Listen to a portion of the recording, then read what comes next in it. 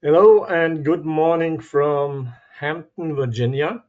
It's 10 o'clock here, and we know we have people around the world, so whatever your time zone is might be different. My name is Marco Theobald, and I'm the moderator for today. I'd like to give you a little bit background of the webinar before we start with the presentation.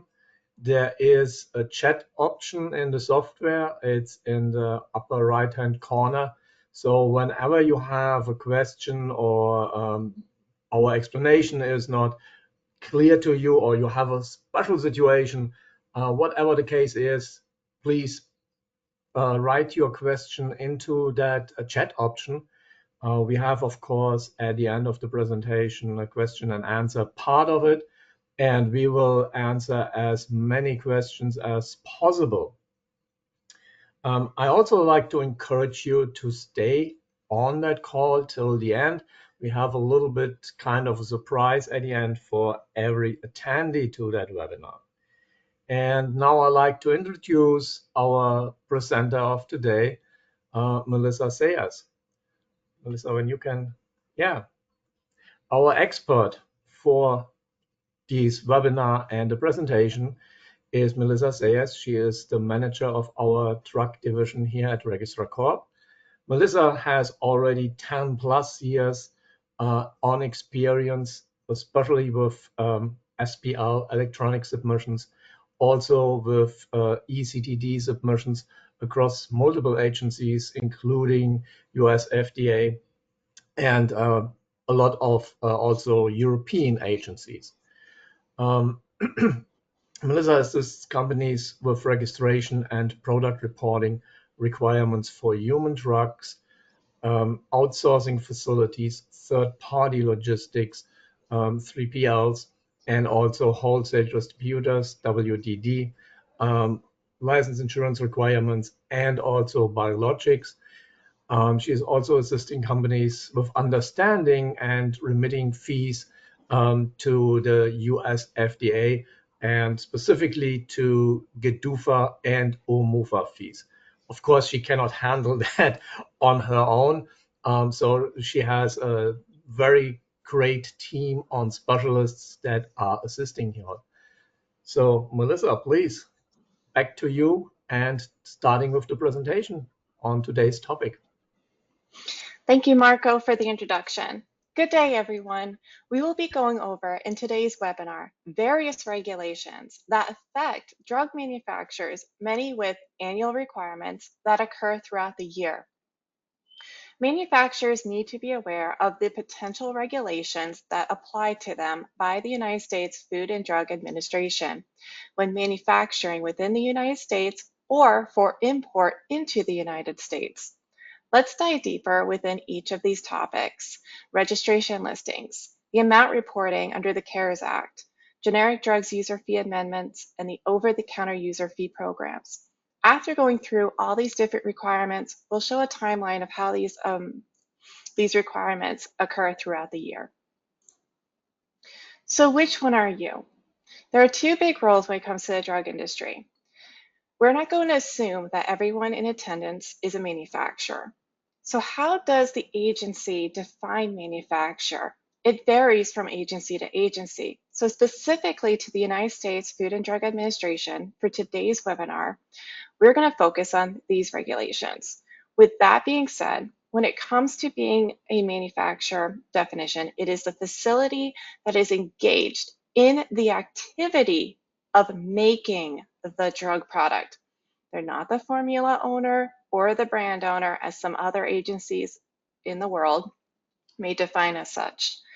This is the key moment to determine whether the requirements explained today will apply to your company or your supplier, the formula or brand owner.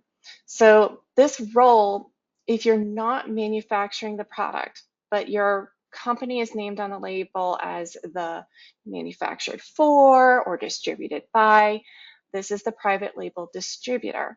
So this is the company who is not manufacturing the product, but has a contract with another facility who manufactures the product.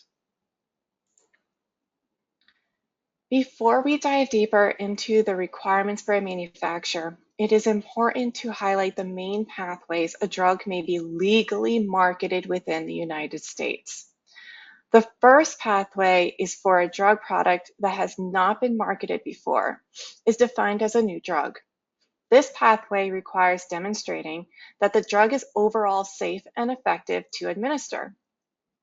Filing a new drug product application, an NDA, with the FDA is the most costly pathway, with costs ranging between $2 million to $4 million to apply for approval with the FDA. Once the patent for an NDA expires, companies can file an abbreviated new drug application, an ANDA, which is also referred to as the generic drugs. This application has to demonstrate that their product is similar to an approved or reference listed drug. This pathway is substantially cheaper, costing around $300,000 to file.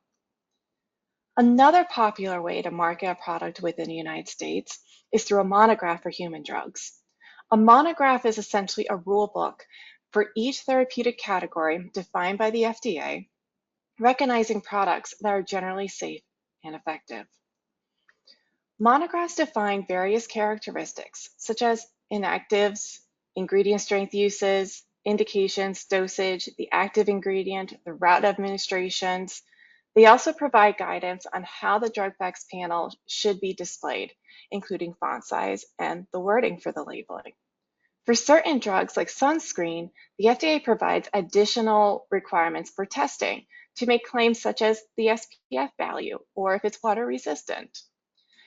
The advantage of the monograph pathway is that there is no fee to enter the market, unlike the NDA or ANDA with the application fees. As long as the company follows the guidelines within a monograph, the product can be legally marketed without seeking approval from the FDA. If a product does not fall under an application pathway or a monograph, it is considered unapproved and typically illegal to market.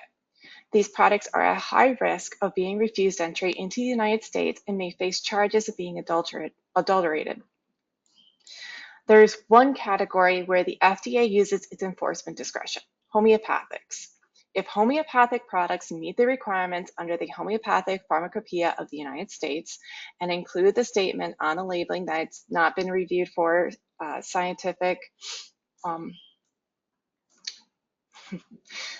that it's meant like scientific, that it's been safe and effective, they can be marketed without further approval or review. It's crucial to understand the legal pathways for marketing drug products in the United States, whether through it's a new drug application, there's also pathways for animal drugs, ANDAs, or monograph. Knowing these pathways ensures compliance and avoids the risk associated with unapproved products. So now you should know what your role is for your company, if you're a manufacturer or private label distributor, and you should know which pathway your products are being marketed or to be marketed in the United States. So let's dive deeper into the requirements that a manufacturer must comply with. Before engaging in manufacturing or shipping products to the United States, it is important that the manufacturer has registered its site and listed its drug products accordingly. Per the Code of Federal Regulations, the CFR, it states it must be completed no later than 5 calendar days for each domestic site. We highly advise, do not wait until that to start the process. We'll go into more detail on the next slide why it is so important to ensure you start the process much sooner than that. Also, it is important to list the drug products, which can also take time to process with FDA. It is important to note that even though it's not written out on this slide, these submissions to FDA do have to be maintained. FDA does require updates every fourth quarter for registration and listings, as well as updating listings in the month of June, which we're in right now. Registration and listings that do not have changes are required to be certified in the fourth quarter. And it is important to keep these submissions current when there are changes, as well as when products are discontinued or there's going to be a new importer that needs to be named on a registration prior to shipping to the United States.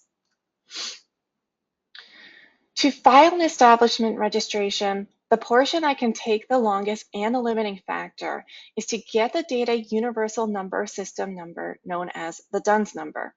The DUNS is managed by a private company called Dun & Bradstreet. Dun & Bradstreet are responsible for vetting that a company is legit. It will create a record with a unique 9-digit identifier, the DUNS number. It can take anywhere between 10 to 30 days to have a DUNS number assigned to a site.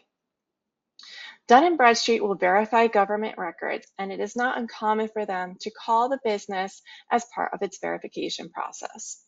So it is important to ensure that the government records are up to date, otherwise the record may be inaccurate and it will be unable to file your establishment with the FDA until it is corrected. FDA has verification validation rules in place that if the information you enter into the submission does not match the DUNS record, it will not pass and it will not be filed. So otherwise, the rest of the information is standard information, such as the company name, the establishment's address, the mailing address, who's the point of contact, including a U.S. agent for non-U.S. sites, and a U.S. importers are required on the registration for non-U.S. sites as well. A common detention we see are U.S. importers are missing on the establishment registration. Therefore, it is very important to update the establishment registration prior to shipping to the United States. The U.S. importer and the U.S. agent must also have a valid DUNS number for the registration to file with FDA, and the U.S. agent must reside within the United States. Product listings are more extensive filings. Before a product can be listed, the manufacturer must have a valid registration on file, and the company must have a labeler code assigned, which also requires a DUNS number assignment. Labeler code assignments can take up to 2 weeks on average for FDA to assign to a company. And unlike a DUNS number, that is site-specific. A labeler code belongs to a company and its subsidiaries to be shared among sites. Once the submission needed to file a product listing is complete, then there is a decent amount of data entry that must be filed in a listing, including the text for a drug facts panel for an OTC, or a full package insert for a prescription. A copy of the labeling artwork is also included in this type of submission. Listing files are by far the most complex of the SPL forms. FDA is adding more and more validation rules each year, which means submissions that passed in previous years require further updates and not uncommon intervention of FDA to help process. With our volume of submissions, we have a lot of experience and connections to help prevent these delays as much as possible, versus someone who is trying to do these filings for the first time. So, as we stated earlier, product listings, once filed, have to be maintained. The Coronavirus Aid, Relief, and Economic Security Act, CARES Act, was signed into law on March 27th in 2020 that added an additional requirement that's tied to listed drugs. A brief summary of what was occurring at the time of the CARES Act and the impact it has had. The pandemic was an awakening at how fragile the supply chain can be in a global setting. In the CARES Act, the requirement for certain drugs to be reported to FDA when there was temporary interruption or a permanent discontinuance of supply that no longer applies to only finished drug products. Now this notification also applies to the active pharmaceutical ingredients. In order for companies to know when they need to report, manufacturers are required to have on site a risk management plan to be able to access when filing is necessary to the agency. For the agency, the FDA, to be able to monitor at a higher level, the reporting of the amounts manufactured within a calendar year is required for all listed drug products so the agency can identify when a shortage may be coming. There are a lot of commonality between the types with the reports. Each report will require including the manufacturer's establishment DUNS number that is filed in the listing SPL. Quantities will be reported by month and then the annual total in a column named amount per. Business operation is selective. It does not necessarily going to be the business operation that's in the listing that's filed in the amount reporting. So the business operations that are available when doing these type of reports are manufacture, repack, relabel, transfill, and positron emission tomography drug production. FDA advises to select the business operation that best describes the overall operation. So you don't pick multiple, you pick one. Only if batches, so if you have a batch that you manufacture, you did everything for, but maybe there's a batch you only repacked, or maybe there were batches you only repacked and batches you only did relabel, then you would have multiple business operations in the report. For FDA to identify the drug, the NDC number is required in the report. Human drug products that are contract manufactured for a private label distributor are required to list under each company, and so they have to report the amounts for each. So you are kind of like duplicate reporting quantities for one product, but it is required by FDA to report quantities for both NDC numbers. Just make sure those amounts are the same. So this is the part that companies may not be aware of if they haven't done amount reporting yet, is that when we hear amount reporting is for a year, we think we just report the annual total, but you have to report the quantities for each month.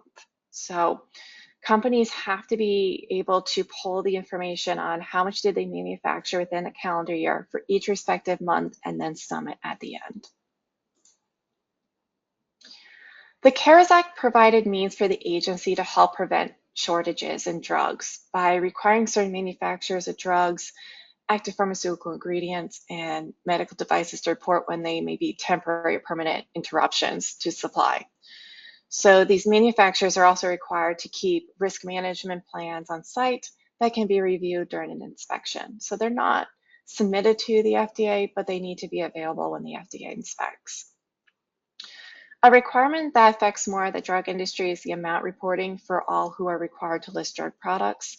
These amounts are to be reported by each calendar month, and then the annual total for each NDC number. The type of data that will be filed is dependent on the listing type. So the type of information you may provide is going to be a little bit different in a dosage form. So when products are marketed under a application type, like an NDA or an NDA, they can use this as an alternative means for when they do the annual report to report the distribution amounts, but it's not required. So this submission, the amount reporting, is required to be filed with the agency annually. So this is an annual requirement that has to be filed by the agency by March 31st. So even though the Act doesn't have it written in, the FDA has provided guidances on its recommended deadline. It is highly encouraged to submit their amounts by this date. We have previously held a webinar earlier this year on this specific topic that dives much more deeper into the different types, what's required for them based on the products. So we do highly recommend check that one out if you haven't before. Next, we are going to focus more on when fees incur for the manufacturers. For manufacturers of new drug application, fees are incurred on the applicant holders. So we will not discuss the other user fee programs that are specific to the holders in today's session. We will start with the user fee program that affects manufacturers of abbreviated new drug applications, in other words, the generic drug market. Program fees are not a new concept for products that are regulated by FDA. As early as 1992, FDA has been granted the authority to collect fees. Human and animal drug products have been affected by program fees. Human drugs have been dealing with program fees that have been filed with new drug applications or abbreviated new drug applications, which are generic drugs. Manufacturers of human outsourced compounding drugs under Section 503B of the Food, Drugs, and Cosmetic Act have had to pay an annual fee with their registrations since 2013 under the Compounding Quality Act. So it is not too surprising that there would come a time that over-the-counter monograph drug products would also be required to pay a fee to the FDA, which we'll be talking about in our next section momentarily. This is probably the biggest sector of the drug market, as such requires a lot of resources from FDA to revamp monographs until now has had little resources to make updates. So we're going to go first talk about the GDUFA, but we're just kind of emphasizing that program fees have been around for quite a while now. As with each user fee program, GDUFA must be reauthorized every 5 years. Currently, the FDA is authorized to collect fees under GDUFA through September 30th of 2027. Before the cycle is up, FDA does hold public meetings with industry to discuss the impact and what necessary changes may be needed to support industry for the next 5-year cycle. FDA has revised the program that was authorized by Congress because of the feedback with industry through the years. FDA has had to make known its goals and the progress of its commitment to industry. How the funds are to be utilized is made public, and to help encourage innovation with the manufacturers and more access to the public with less cost-inhibitive drugs compared to the brand drugs. So there is a submission type. Why does FDA require yet another submission to identify facilities? This specifically is to identify the generic drug manufacturers. In 2012, the registration did not have qualifiers to identify the type of products a facility was handling. Only the operations like manufacture, pack, etc. were included. So FDA needed a separate form because of the definitions between API and finished dosage forms are slightly different from the definitions in the CFR for the registration requirement, so you needed a separate submission in order to do the generic drugs. So the amount of facilities that self-identify help the FDA determine the user fee amounts for the upcoming fiscal year. So who is required to self-identify? The following types of generic industry facilities, sites, and organizations are required to self-identify with the FDA. Facilities that manufacture or intend to manufacture human generic drugs, active pharmaceutical ingredients, or finished dosage forms, or both. GDUFA defines a facility as a business or other entity under one management, either direct or indirect, at one geographic location or address, engaged in manufacturing or processing an API or FDF. It does not include a business or other entity whose only manufacturing or processing activities are one or more of the following: repackaging, relabeling, or testing. Separate buildings within close proximity are considered to be at one geographic location or address if the activities in them are closely related to the same business enterprise, are under the supervision of the same local management, or are capable of being inspected by FDA during a single inspection. Sites and organizations that package the finished dosage form of a human generic drug into the primary container or closure system and label the primary container or closure systems are required to self-identify. Sites that are identified in a generic drug application that are pursuant to a contract with the applicant remove the drug from a primary container or closure system and subdivide the contents into different primary containers are the repackagers. Here are some terms that are not included in a registration but are required for self-identification. Bioequivalence or bioavailability sites have to self-identify. And these include those that are doing testing, bioanalytical testing of samples collected from clinical BE or BA testing, and in vitro BE testing. Sites that are identified in a generic drug submission and perform testing of one or more attributes or characteristics of either a finished dosage form or an active pharmaceutical ingredient have to satisfy current good manufacturing practice testing requirement. These sites are testing for research purposes only, are excluded from this requirement. So everyone that's named on here all have to self-identify. When is it required to self-identify? Between May 1st and June 1st of each year for each facility that is identified in an approved pending or intend to be named in an ANDA. What is the penalty for failing self-identification? Under GDUFA, if a facility fails to self-identify, all finished form dosage or API manufacturers at the facility, and all finished form dosage products containing APIs manufactured at the facility will be deemed misbranded. It is a violation of the federal law to ship misbranded products in interstate commerce or to import them into the United States. Such violations can result in prosecution of those responsible, injunctions, or seizures of the misbranded products. Products that are deemed misbranded because of failure of the facility to self-identify are subject to being denied entry into the United States. So what's really interesting about this is that when companies don't fulfill this, it can actually affect those further down the chain that are using the API, for example, into a finished product will also be deemed misbranded. So under GDUFA, there are different types of user fees. There are fees that are due on an annual basis and some are on a one-time basis. We're going to start this segment discussing on one of the fees that impact most of industry in this sector, and it is the annual fee, the facility fees.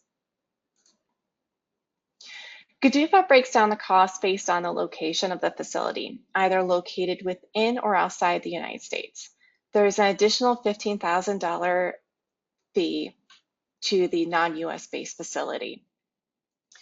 Then it's dependent on whether the products manufactured at its facility are active pharmaceutical ingredients or finished dosage drug products.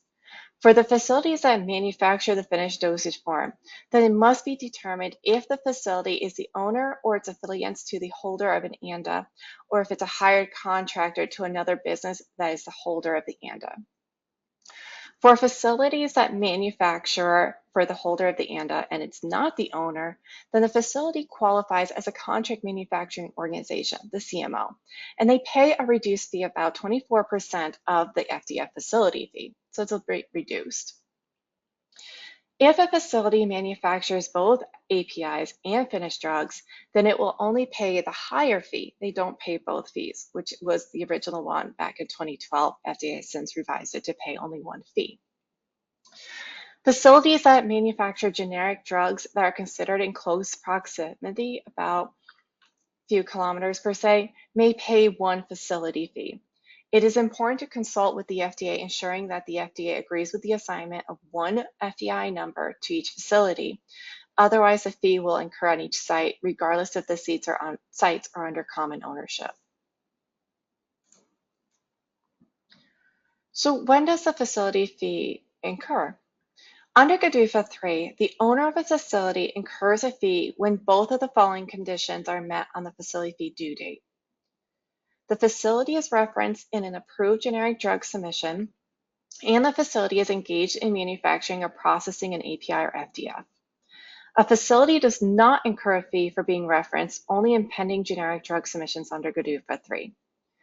If a facility is first identified in an approved generic drug submission after the due date for payment of the facility fee for the fiscal year, the facility is not required to pay the fee for that fiscal year. In most cases, the critical question is whether there is a generic drug submission approved on the due date in which the facility is referenced. If the facility is first identified in an approved generic drug submission after the due date, its owner will owe a fee on the next due date. For example, if a facility is first identified in an approved abbreviated new drug application on October 31st of 2024, which at that point the fiscal year is 2025, it will incur facility fees starting for fiscal year 2025 to be due in 2026, sorry. So fiscal year will be 2026, the fees due on October 1st of 2025. So if a facility is identified in an approved generic drug submission on the due date, and that reference the facility or the drug submission is later withdrawn, the fee will not be refunded. This fee will incur even if the drugs are for non-US market, and if the facility is manufacturing only non-generic APIs or FDFs, but is referenced in an approved generic drug submission. A facility listed in at least one approved generic drug submission incurs annual facility fees as long as it is identified in a generic drug submission, even if the facility has not started commercial scale production of the API or FDF conferred under that submission. So the fee can still incur even if production is not happening. The facility will cease to incur additional fees if it is no longer identified in any generic drug submission or has stopped manufacturing all APIs and FDS, including generics and non-generics, by the date that the fee is due. Any outstanding fee obligations will, however, remain due. So, big thing to take away is that companies that self-identify, it does not in itself trigger a liability to pay GDUFA facility fees. Most facilities that self-identify are required to pay an annual facility user fee. These include facilities manufacturing APIs and FDFs contained in human generic drugs. Other sites and organizations must self-identify, but are not required to pay the annual facility user fee. These include facilities that solely manufacture positron emission tomography drugs, facilities that are only referenced in applications submitted by the state or federal government entities for drugs that are distributed non-commercially, or sites and organizations that are only perform testing, repackaging, and relabeling operations. Please note that while repackagers are not required to pay user fees, packagers are, and in most cases subject to FDF or CMO facility fees. There are several consequences for failure to pay a facility fee. In addition to what is listed on this slide, all FDFs or APIs manufactured in a non-paying facility and all FDFs containing APIs manufactured in such a facility will be deemed misbranded, just like with the self-identification for failure to do that. So it will then be a violation to ship to the United States in interstate commerce or import them. Such violations, once again, can result in prosecution of those responsible, injunctions, or seizures of the misbranded products. Products misbranded because of failure to pay facility fees are subject to being denied entry into the United States. Additionally, gold notes will not apply to applications that have already been received, but list facilities for which facility fees are owed. So big thing is that this can affect your clients, your customers. If you're manufacturing for someone who holds an ANDA and you don't pay the facility fee, it can affect their application status. And FDA does list a public list of facilities that fail to pay this fee. So it's known, it's out there. Another fee that manufacturers may be subject to are those that are filers or holders of Type 2 active pharmaceutical ingredient drug master files.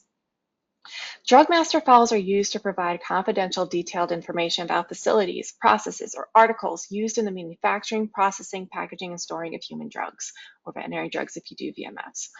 Drug master files are generally created to allow a party other than the holder of the DMF to reference material without disclosing to the party contents of the file. FDA reviews the information submitted in a DMF when it is referenced in a drug application. The information contained in a drug master file may be used to support a pre-market submission, another master file, export applications, or amendments or supplements to any of these. Drug master files are commonly used to support investigational new drug applications, known as INDs, new drug applications, abbreviated new drug applications, and any other application that may be filed with the agency. Drug master files are not required by FDA, nor are DMFs approved by FDA. It's super important to highlight that. So DMF, when it's filed, it's not approved. Filing a DMF is optional. However, many companies opt to file one because it allows a contract manufacturer to submit its information once to FDA and identifies the holder. It keeps the information confidential from the applicant or the multiple applicants that may be referencing. So it's a really great pathway to keep the contractor's information confidential. Traditionally, there were 5 types of DMFs that the FDA accepted. Type 1 is no longer accepted or maintained. It used to contain information about the manufacturing facilities, specific people, or specific procedures. Now that information may be provided in either a Type 2, 3, 4, or if not possible, then a Type 5 may be filed. The Type 2 is for drug substance intermediates, or material used in the preparation or drug product. An active pharmaceutical ingredient, which is referred to as an API, is an example of a drug substance. So an API is the key ingredient that performs the function of the drug product that by treating, preventing, or mitigating disease through chemical action.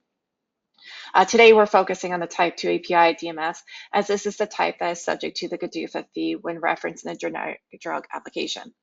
Specifically, each person who owns a type 2 API DMF that is referenced on or after October 1st, 2012, or by initial letter of authorization, they can be subject to this fee.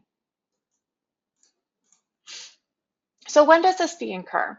The DMF filing fee incurs when the DMF is first referenced in a generic drug submission by a letter of authorization, an LOA, after October 1st, 2012. That's when the Generic Drug User Fee Act was put into effect, by the date that the DMF holder, who is the owner of the DMF, requests the initial completeness assessment, which is performed upon receipt of the user fee prior to being named in a generic drug submission.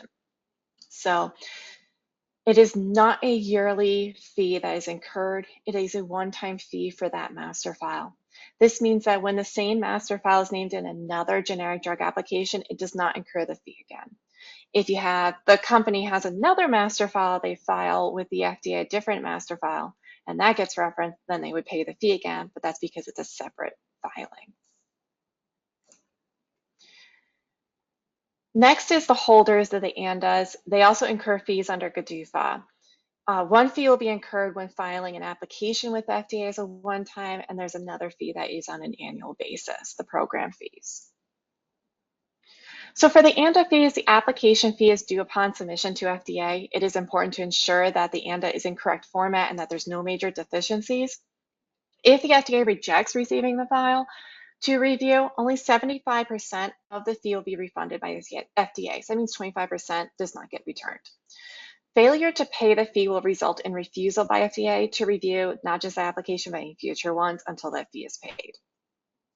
The program fee is due annually on the same day that the facility fees incur on the manufacturers.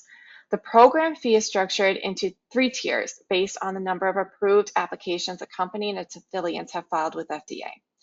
Discontinued applications that were approved will not reduce the count of applications towards this fee, so you can't go down a bracket unless the ANDA has been officially withdrawn.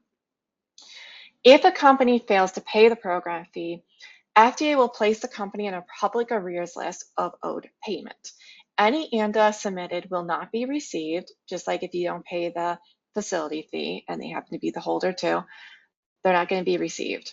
So it can be definitely an issue, and any products then by the ANDA holder or its affiliates will be deemed misbranded and not allowed to market in the United States.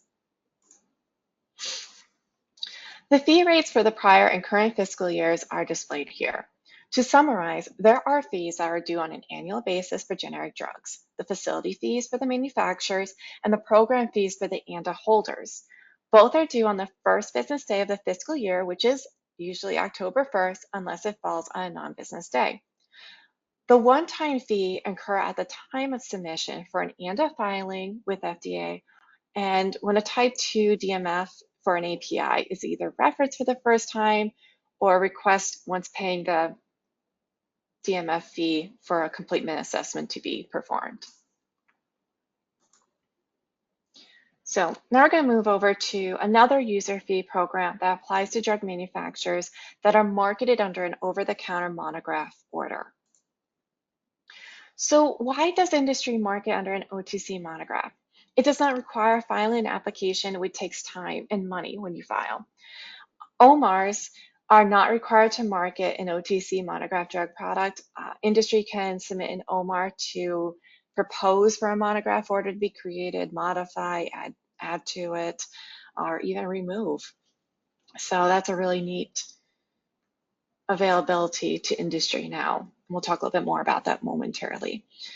And now we have also the annual facility fee. That is a new requirement that otherwise industry for over-the-counter monograph drug products did not have to pay until 2020. There are many products on the market that consumers can purchase off the shelf that are marketed under a monograph. Sunscreens, toothpaste, hand sanitizer, antacids, topical antifungals, antiparasitants, cold allergy medications, diaper rash, and laxatives are examples. Of course, there are more. What is a monograph? A monograph will include what active ingredients can be used to treat, prevent, or mitigate disease. The monograph will also include the acceptable dosage range and combination of active ingredients. Monographs will also indicate what route of administration that the drug may be used, such as topical or oral. The monograph will also have requirements to the labeling, such as the format and text for the drug facts panel. For some, like sunscreens, monographs may include testing requirements to be able to make certain claims, such as SPF value. So why was this reform to the monograph process so necessary? Prior to 2020, FDA had to create or modify a monograph through a lengthy three-phase public rulemaking process by first proposing a rule, review all the feedback, and comment on the feedback. It may take a long time for FDA to be able to do so and then issue a final rule. It did not allow for quick action if there is a change that is necessary to protect the public health. Now with the user fee program in place, there is a mechanism for monographs to be issued in a shorter or expedited route with the administrative order process. FDA can initiate an order through an expedited procedure that puts it immediately into effect for a drug that poses imminent health risk to the public, or a change in labeling, or a drug, a class of drugs, or combination of drugs is reasonably expected to mitigate a significant or unreasonable risk of serious adverse event associated with the use of that drug. The public still has an opportunity to provide comment. With the new monograph process, industry can actually initiate an order through the OTC monograph order request, referred to as the OMUFA filing. Depending on the type of request, a fee may apply. The user fees collected under this program help FDA to provide more resources to keep the monographs relevant and not as antiquated. This is an amazing opportunity for industry to initiate change to a monograph. If industry has a request to change an existing monograph or considering a new monograph, industry files an OMAR. Data to support the request may be needed. A fee may incur depending on the type of OMAR. FDA looks it over to determine first if it meets the requirements to be considered review. If it meets requirements, FDA will review and then issue a public order. There will be a period for comment, and FDA reviews the comments and then issues the final order. So under OMUFA, who is subject to the facility fees? If a manufacturer of a monograph drug product is only processing active pharmaceutical ingredients, these sites will not incur an OMUFA facility fee like they do under GDUFA. There are exemptions for a finished drug manufacturer. If they are only placing a product into an outer packaging, producing clinical supplies, or conducting testing, these do not incur the fees. If a facility does not fall under this exemption, then it will need to determine which facility fee it will incur. If the manufacturer is producing a drug product that is marketing under its product name or brand, then it is an own label manufacturer that will incur the monograph drug facility fee, the MDF.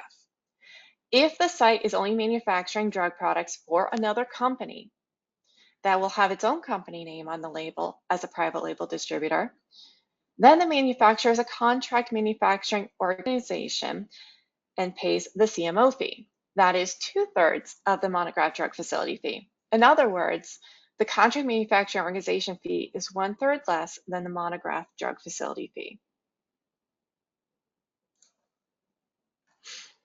So when does the OMUFA facility fee incur on a site? Fees incur the following year when the site has registered and listed drug products. So let's go over some scenarios. If a facility registers today and lists a drug product marketed this year, then that facility will incur the facility fee in 2026. If a facility was registered last year and deregistered by the end of the year, it will still incur the facility fee for this year, 2025, that was due in this month in June.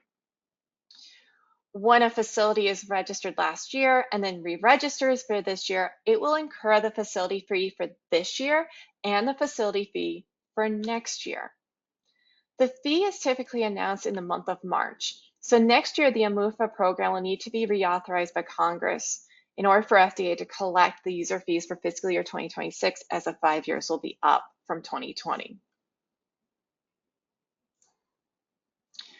The fee rates for the prior and current fiscal years are displayed here.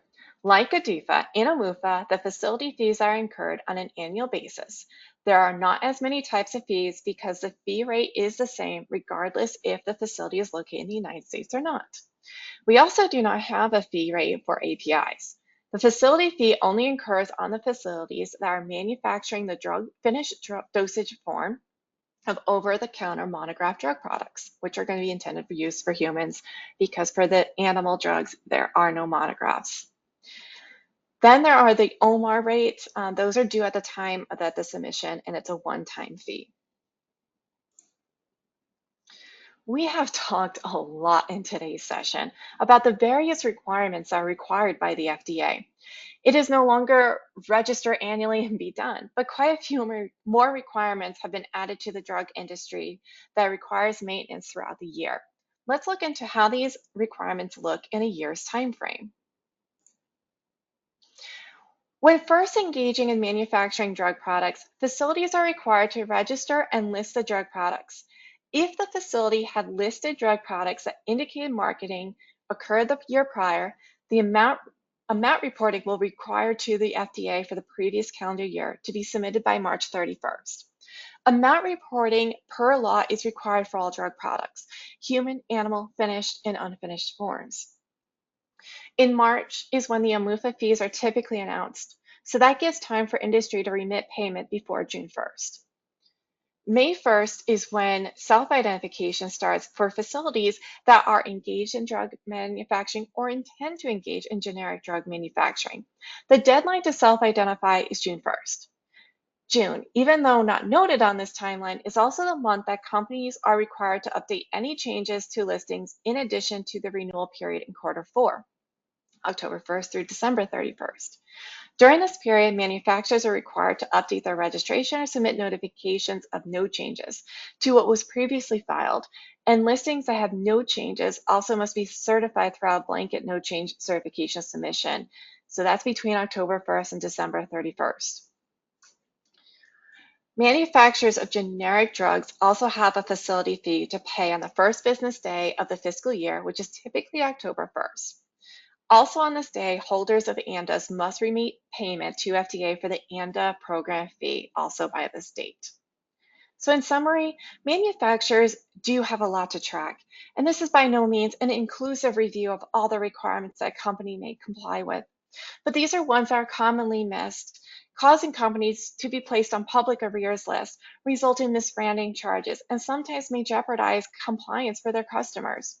We help our clients ensure that they do not miss these deadlines by giving them reminders in advance, providing guidance when there are updates, and make the process as simple as possible. Infographics such as these are resources our clients find helpful with understanding the complex requirements set forth by the FDA.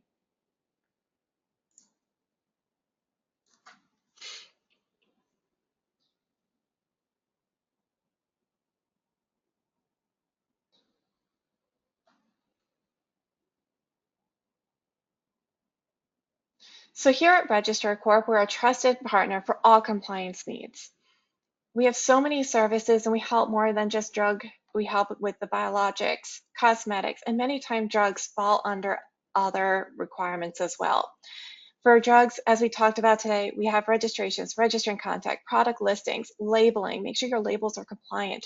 We do help with user fees, remitting them to the FDA, import alerts, detention assistance, labeler code assignments. We act as a US agent for the non-US sites, making sure that when FDA issues communications, it is forwarded to you and make sure that you've received it.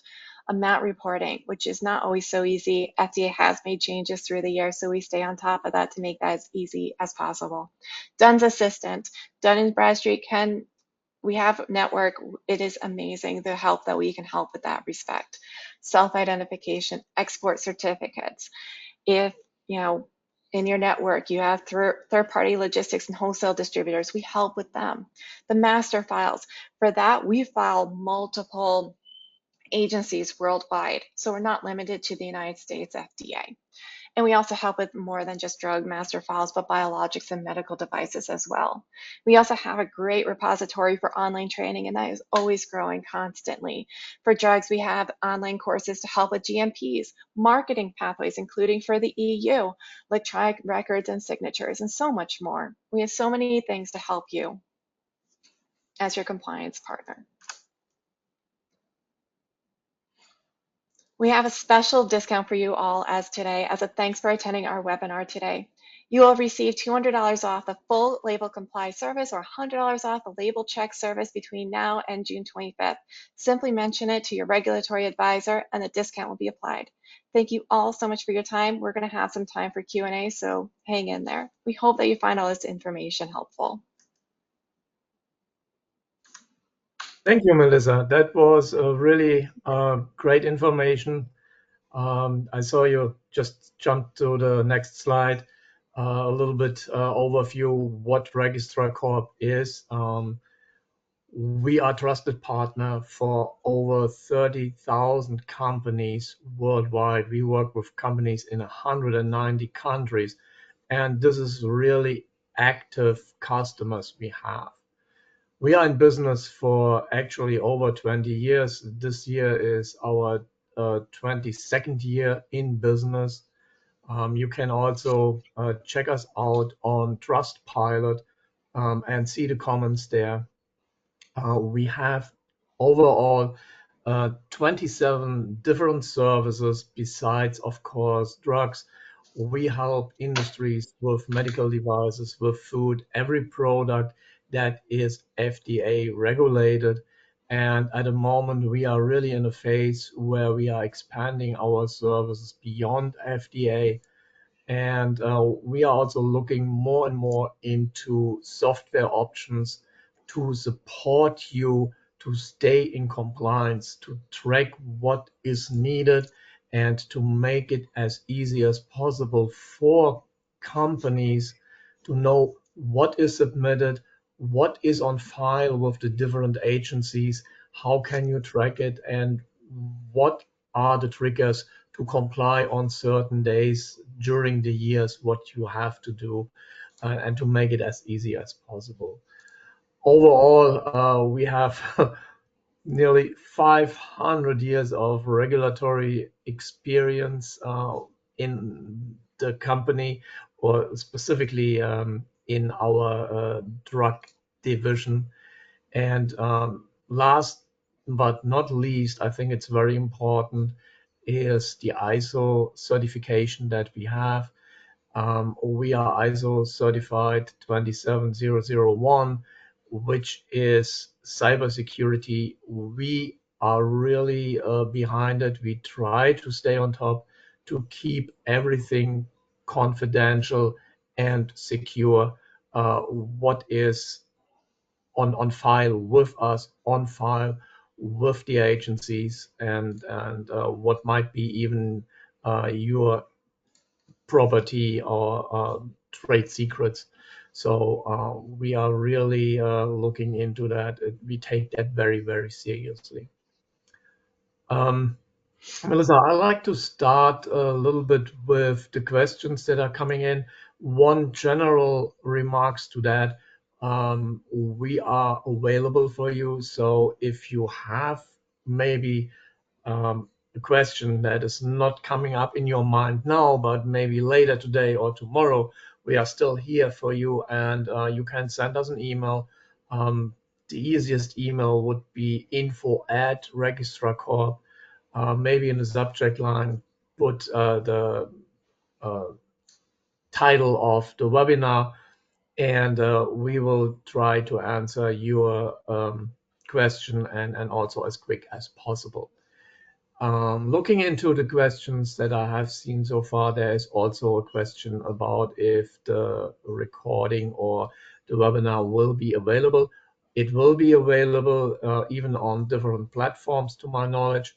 A very easy platform to find it will be definitely YouTube.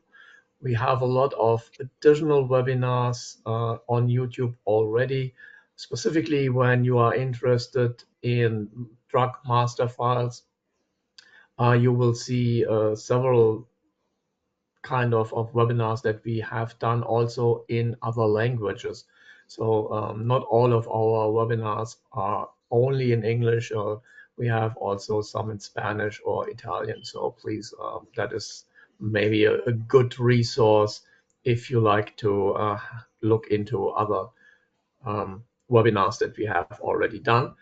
I also like to point out one webinar that is coming up next month, or it's not really announced yet publicly, but it will be also offered for, I would say, the drug world. We will have a combined webinar between medical devices and the drug pharmaceutical industry about imports. So topic of that webinar will be what happened at the port of entry with your products, what is the process there, how is the filing, who is looking into it, what happens if information is not complete, what are your options to overcome any kind of challenge that you experience at the port of entry. So that will be towards the end of July. I just want to bring that out here, but we will definitely make that available also in other platforms like LinkedIn, and we will send out, of course, emails to attend to that webinar as well.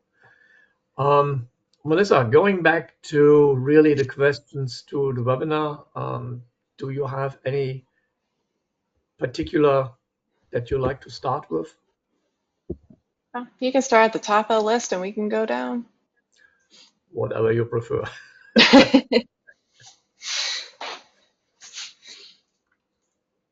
So we have a question about we are planning to introduce a new filling line, filling line, with a transfer of products already registered with FDA from an existing old filling line. Could you please clarify the regulatory steps required in terms of registration? Specifically, should the registration be updated before the transfer to the new line takes place, or can it be So, complete afterwards? oh, so it sounds like there might be a formulation change. And in that case, the registration, when I hear word registration, I'm thinking the establishment. And in that respect, it's going to be dependent if the products, if there's like a difference in the type of product, if it's monograph approved, in that respect, if it's for human or animal, etc. That's probably the only part that would require an update on the registration is the business operation qualifier. Otherwise, really the big thing that's going to might have the change is making sure the product is listed. If the ingredients that are being modified per se are only inactives and everything else stays the same, there's no change to the product name. Like in the CFR, there's these bullet points of all the different things that if you change it, a new NDC number is required. What we typically advise is, do you have a major change that you probably want to, even if it's only the inactives, if both formulas are going to be on the market and marketed at the same time, have two separate NDC numbers so that way there's less issue with the FDA. If one goes out on market, it's going to be out there for a while, and then you do the second line, and they can meet the definition to keep the same NDC numbers, it's possible to update. Of course, this is all stuff that we assist with. So for our clients, when they have an existing listing, they can provide us the updated label. We'll review, determine if the changes require an NDC number change or not. So that's basically what I can take away from that question. It's a good one. Things are always changing. So what do you have to update and when and why? But definitely, before it goes out into market for distribution, ensure that your electronic submissions are filed with the FDA.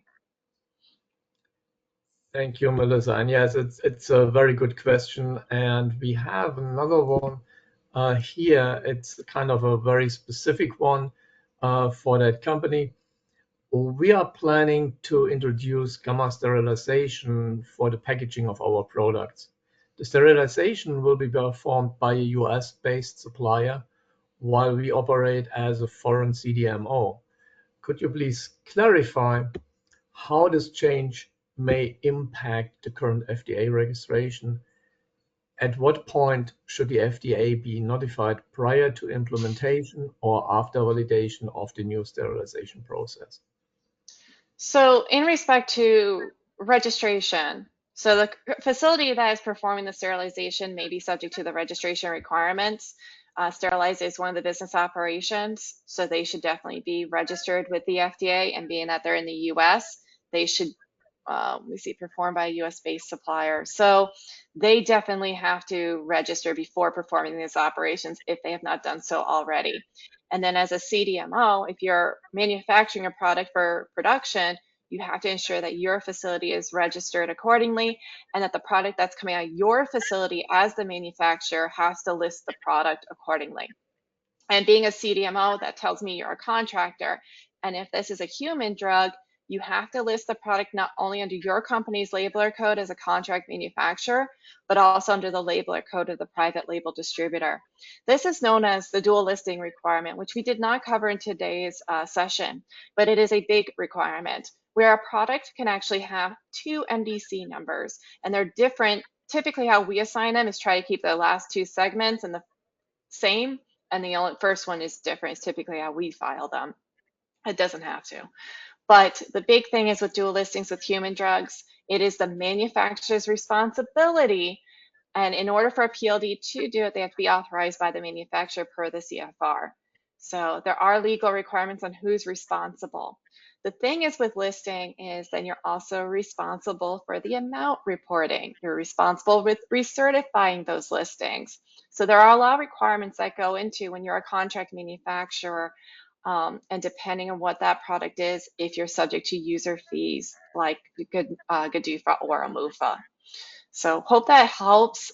Just ensure that you're a sterilization manufacturer, that they are compliant in respect, again, their registration done, that you're registered with FDA, and follow the respective submissions that follow with it. The other thing you can always consider if you haven't as a CDMO is if it's a product that's going under approval, you may consider a master file filing to the FDA as well. Thank you, Melissa. And exactly that is the topic of the next question. Could we use drug master files as a way to keep our manufacturing and formula details confidential when our white label partners need to register the product with the FDA? Product in question is a sunscreen.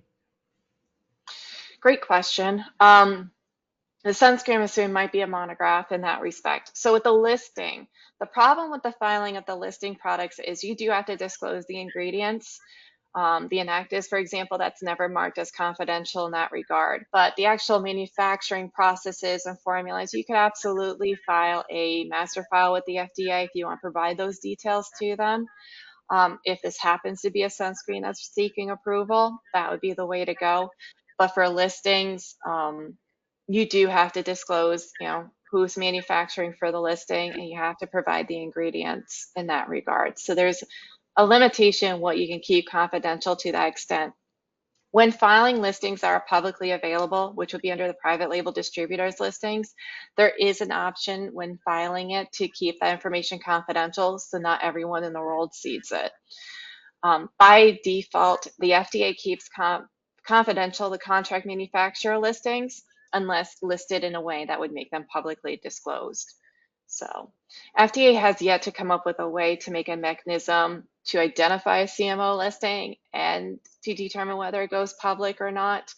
In order to do a contract manufacturer listing that is public, it's listed like a PLD listing. So not perfect, but depending on who you're working with, they may want to verify it in the public databases. And FDA is aware of this. We've had conversations with them. We've brought this concern to them that sometimes contract manufacturers want their listings public, and at times they appreciate it being confidential. So it's very interesting working in this line, working with, the industry, which is awesome. And then with the FDA, how they operate, and working to see they are aware of how the listings work. So master files is a great way, especially if you're working with companies that are going to be seeking approval with the FDA to keep that information confidential. Thank you for that. And the next question might be a little bit challenging, but it's also about the master files. Regarding the fees, what are the fees for DMF API used in an ANDA? Is it an annual fee? There should not be a fee for the master files. It would be under NDAs are under the Prescription Drug User Fee Act. And as far as I'm aware of, we don't really specialize in this one as much, but the master files do not incur fees under PDUFA. It's typically the applicants of the NDA holders. And the next question that we have is, what is the process to deregister with FDA?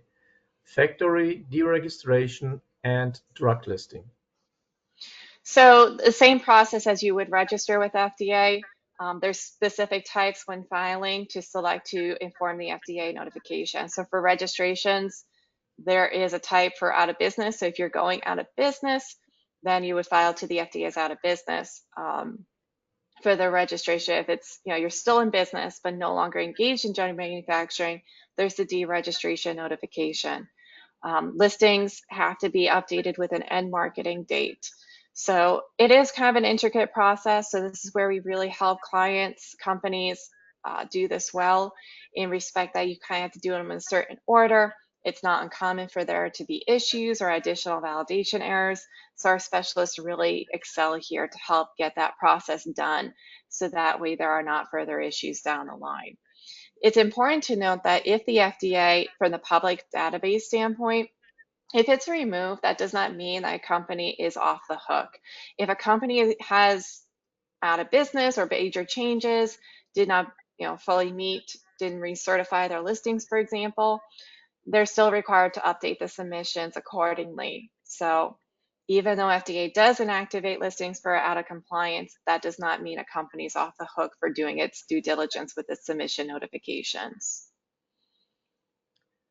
Thank you. And we have another question about the OMUFA fee, which is very interesting.